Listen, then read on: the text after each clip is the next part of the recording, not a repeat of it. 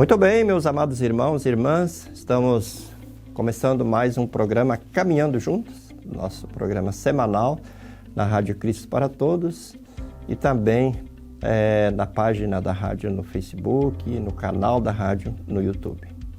Este é um programa produzido e compartilhado por mim, pastor Geraldo Valmir Schiller, presidente da Igreja Evangélica Luterana do Brasil.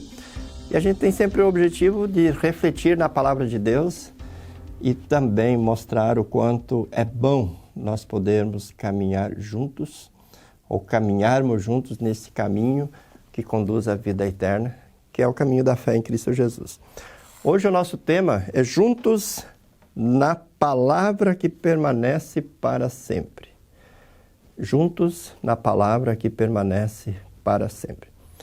Seguidamente a gente ouve manifestações de pessoas, olha, por esse motivo eu estou me afastando da igreja, por esse motivo eu não vou mais participar da igreja. E nesses últimos dias, diante de todos os acontecimentos envolvendo o processo eleitoral, aí o processo de eleições no país, infelizmente recebi mensagem de pessoas que disseram, olha, não quero mais participar da igreja. Por uma questão realmente importante, que é esse processo eleitoral, a escolha do presidente da República, a escolha do governador, certamente é importante, mas não são as coisas mais importantes. Existem valores muito maiores, existem coisas muito maiores, existem coisas muito mais importantes. Por isso é importante a gente refletir e meditar na Palavra de Deus.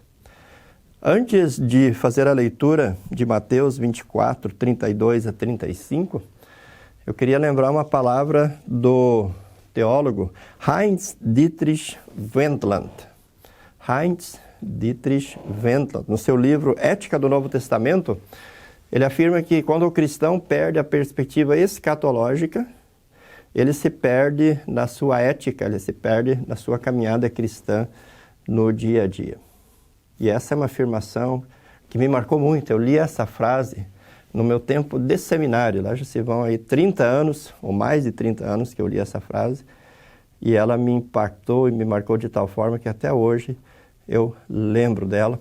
Mas se você quiser conferir esse livro, eu fiz uma rápida pesquisa há pouco. Ele ainda está disponível na editora Sinodal. Não sei se a editora Concórdia tem, mas é um livro que está à disposição. Ética do Novo Testamento. E o Heinz Dietrich Wendland vai mostrar exatamente isso, que para a gente ter uma postura ética e fazer uma leitura adequada, uma interpretação adequada das decisões, dos passos que a gente precisa dar enquanto cristão aqui neste mundo, a gente não pode perder a perspectiva escatológica. Se a gente perder essa perspectiva, a gente se perde no que a gente vai fazer hoje, no que a gente vai fazer agora. Em outras palavras, o Wendland está nos lembrando que essa vida passa, é uma vida curta, e depois lá na frente existe o céu e o inferno, não existem outras alternativas. E quem crer em Jesus, e quem permanecer em Jesus, quem permanecer na fé até o fim, esse terá a vida eterna. Quem não permanecer até o fim, esse receberá a condenação eterna. Se nós observarmos as Escrituras Sagradas, elas nos admoestam constantemente a esse respeito.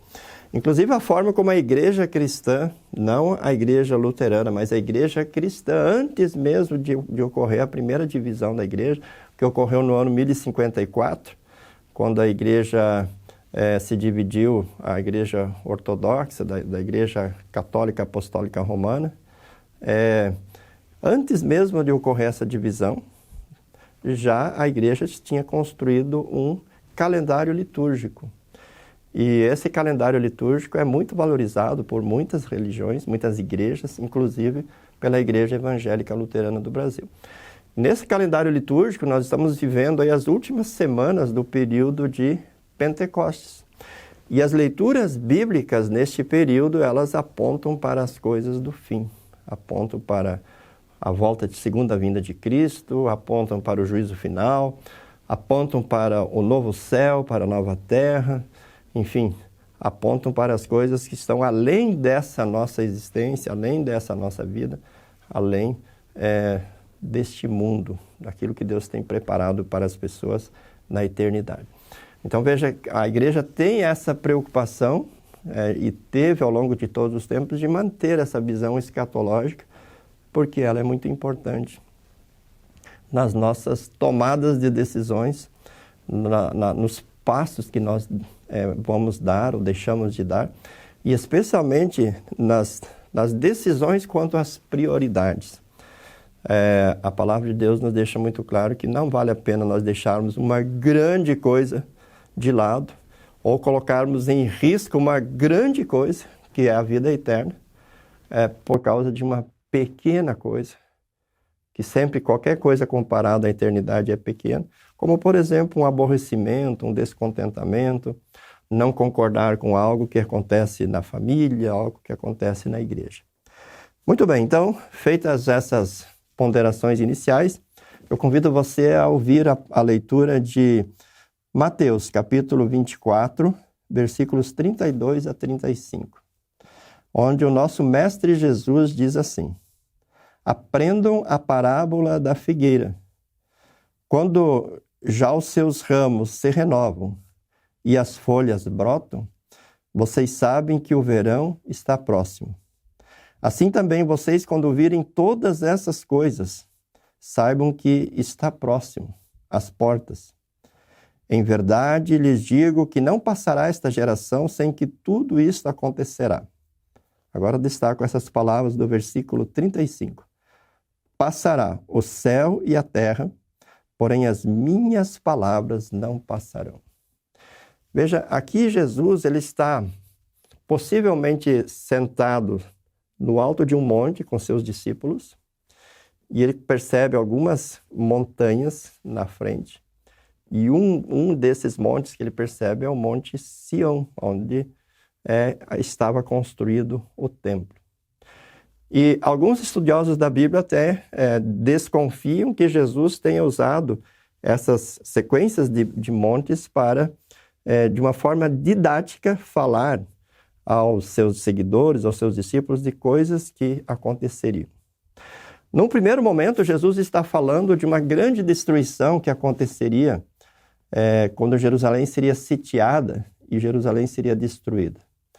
Sabemos que Jesus, certa ocasião, falou para os seus discípulos, olha, não vai ficar pedra sobre pedra. E aí os discípulos depois perguntaram, e quando isso acontecerá? Possivelmente essas palavras fazem parte também dessa explicação que Jesus deu a respeito dessa informação. Jesus estava dizendo que Jerusalém seria destruída. E aí ele diz, olha, isso vai acontecer, e algumas das pessoas que agora estão vivas vão viver este momento. A gente sabe que Jesus deve ter dito isso aqui entre o ano 30 e 33 da era cristã, e no ano 70 aconteceu o sítio de Jerusalém e a destruição de Jerusalém. Mas Jesus, ele usa essa primeira destruição que aconteceria para apontar para uma maior que viria pela frente, para talvez essa outra simbolizada aí pelo Monte Sião, sobre o qual estava o templo. Jesus estava apontando para o final dos tempos. Jesus estava apontando para a sua segunda vinda, quando ele virá sentado sobre o seu trono, cercado pelos seus santos anjos, para ressuscitar os mortos e julgar a todos, julgar a todas as pessoas. O fato é que Jesus está mostrando assim que os tempos estão passando, que a nossa vida é breve e que os sinais que nós podemos perceber na natureza, na igreja, na sociedade, na forma como as pessoas estão se relacionando, todos os sinais nos mostram que a segunda vinda de Jesus está próxima. Assim como uma figueira, quando os seus ramos se renovam e as folhas brotam, é sinal de que o verão está chegando. Dessa forma, Jesus está dizendo, olha, observem os sinais, e os sinais, eles nos mostram que o dia está próximo, que o dia do juízo está próximo. E dentro desse contexto, então, Jesus diz essas palavras: passará o céu e a terra, porém as minhas palavras não passarão. Ou seja, Jesus está mostrando que existe um valor que é muito maior do que os outros. E este é a sua palavra. São as suas promessas feitas nas Escrituras Sagradas. E as outras coisas, por mais importantes que elas nos pareçam, elas são infinitamente, mas infinitamente menores do que aquilo que a palavra de Deus estabelece e do que aquilo que a palavra de Deus promete para todos nós. Então, quando nós temos essa visão de que esse mundo vai acabar, a nossa vida vai passar, todas as coisas aqui nesse mundo são passageiras e que existe depois o céu e o inferno, então nós vamos saber estabelecer assim os valores, as prioridades. Vamos saber estabelecer as coisas que nós podemos abrir mão, que nós podemos ceder, e as coisas que nós não podemos abrir mão e não podemos ceder. E quais são as coisas que nós não podemos abrir mão e não podemos ceder?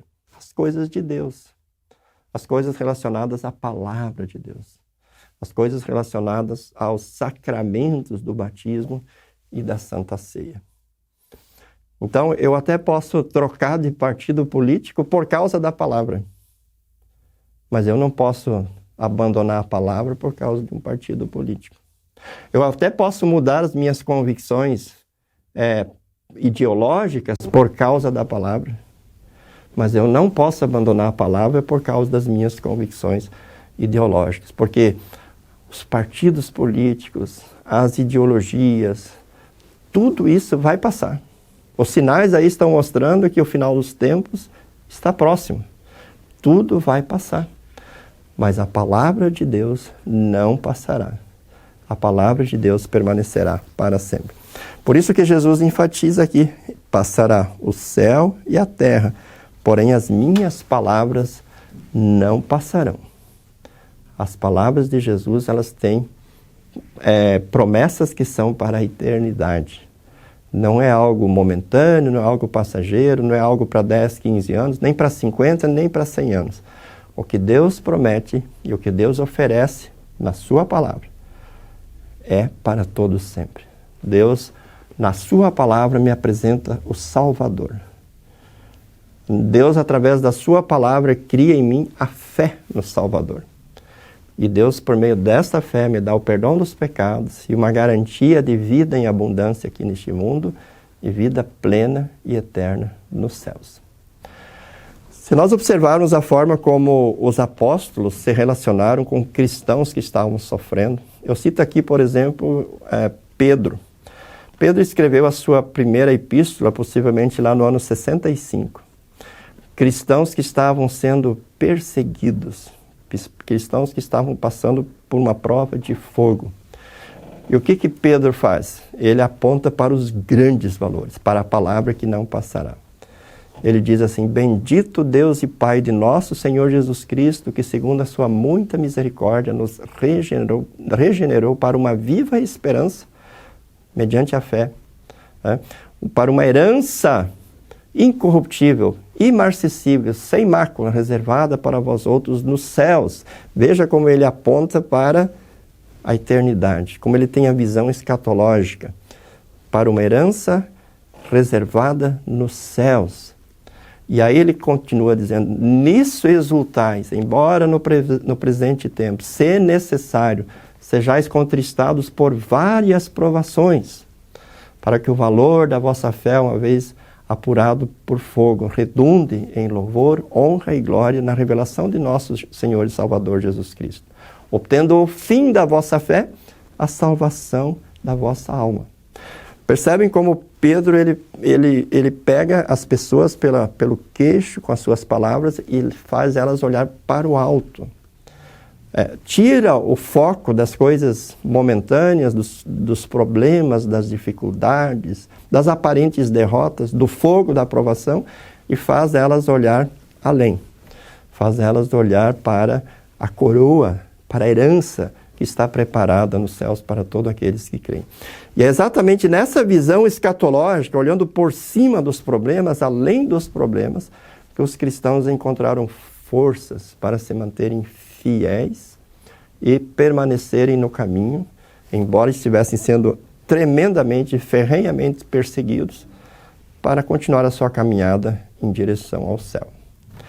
Eu acredito, querido irmão, que o momento que nós estamos vivendo não é momento de fixarmos os olhos nas aparentes vitórias ou nas aparentes derrotas deste mundo, no campo político, ideológico, profissional, esportivo, enfim, seja qual for.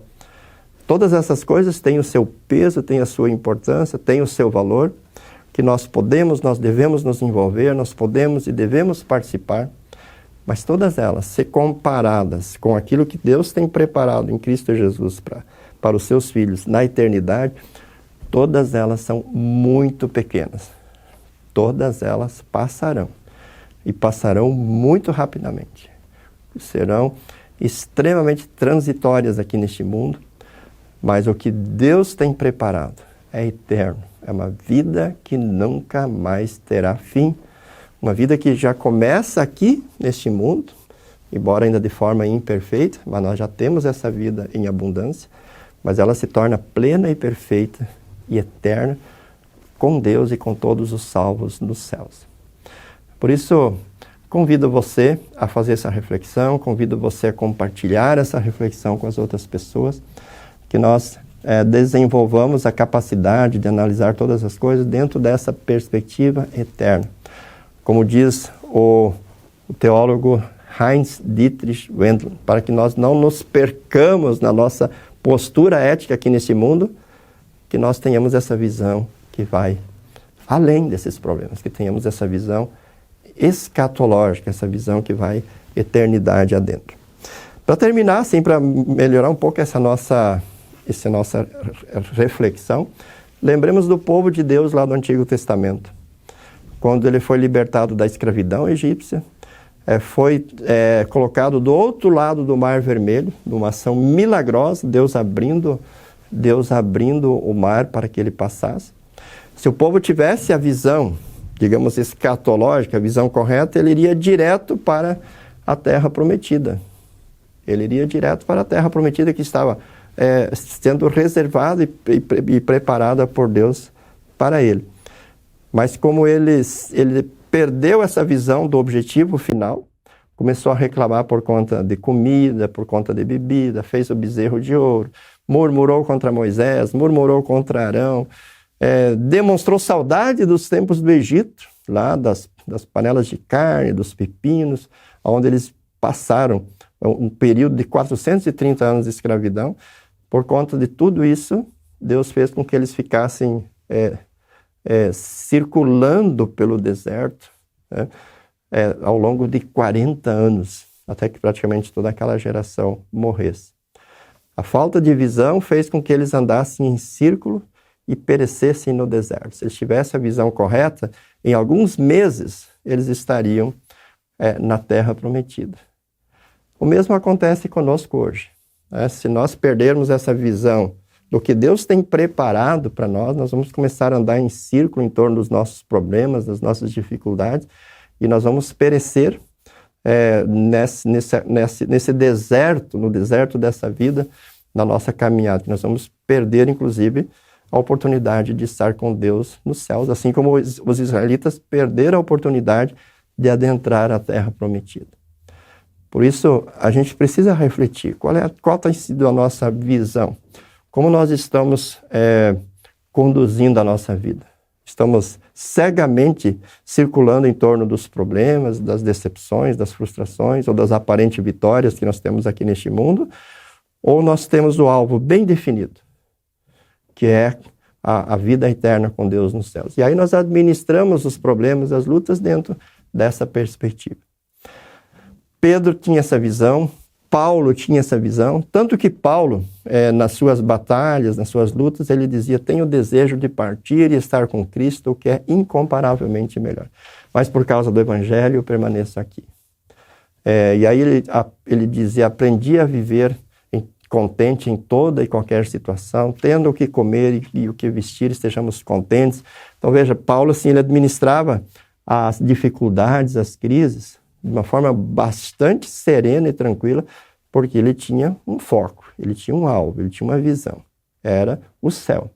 E o que acontecia aqui agora, ele administrava da melhor forma possível, mas sempre na perspectiva da eternidade, sem abrir mão daquilo que estava preparado para ele, aquilo que ele estava almejando, que era a salvação pela fé em Cristo Jesus. Que você também tenha essa visão, que você administre essas crises, essas dificuldades no dia a dia, mas sem perder essa visão daquilo que é mais importante, daquilo que Jesus conquistou e Jesus preparou para você, que é uma vida eterna, uma vida plena e perfeita com Deus e com todos os salvos nos céus. Que você tenha certeza que passará os céus, passará a terra, mas essa palavra de Deus permanece. E nela que você vai permanecer firme em toda e qualquer situação. Forte abraço para você, para sua família, fique com Deus e até o nosso próximo programa. Tchau, tchau. Para saber mais, entre em nosso site radiocpt.com.br e acompanhe nossa programação. Siga e curta nossos canais no youtube.com/radiocpt, facebook.com/radiodaiel e o nosso podcast no SoundCloud e Spotify. E compartilhe a mensagem de Cristo para todos.